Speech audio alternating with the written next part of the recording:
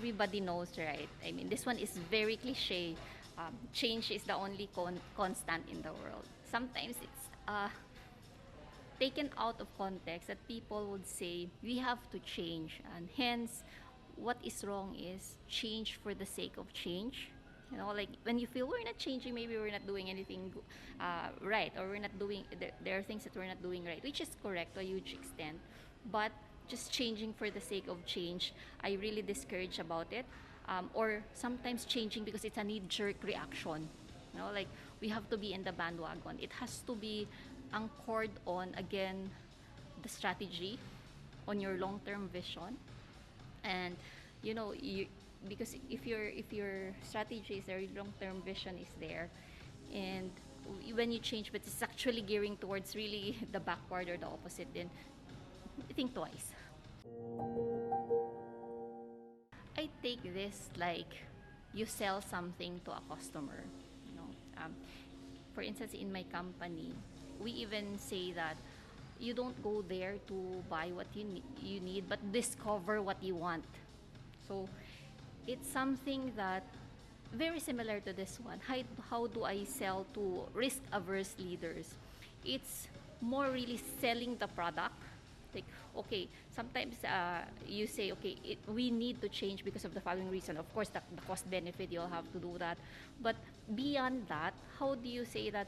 How do you paint a picture of showing clearly what are the opportunities lost if you do? Worse, in a few years' time, uh, do we continue to exist if we don't change? So if it really is still daunting for that particular leader, knowing that the risk aversion is high, baby steps could help, or the idea of pivot and pilot and roll out and all that could also help, such that really at the end of the day, this risk averse leader, or maybe even the non-believer, will be a proponent or a big supporter.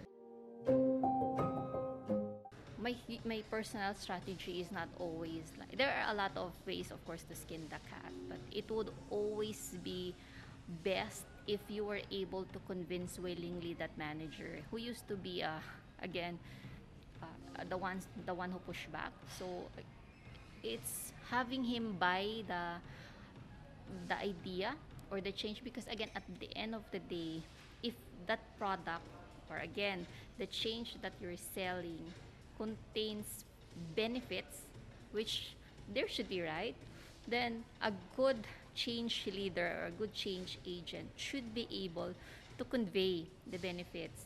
And they'd say, okay, you start from the top and all. Yes, it helps, but I wouldn't want it to be my go-to strategy. Like, okay, ask the boss, but rather sell the idea and sell the benefits and sell the vision to that particular person. That's not sustainable. When you say that the boss says so, along the way, it's not like 1 minute activity that when the boss says say and then it's end, stop and end. It usually takes months. It lingers. And it will only just make the journey unpleasant. How did I overcome just really one note to innovation? I would always really dissect in terms of the people, and then the process and the system. But in terms of the barrier to innovation, I would focus on the organization.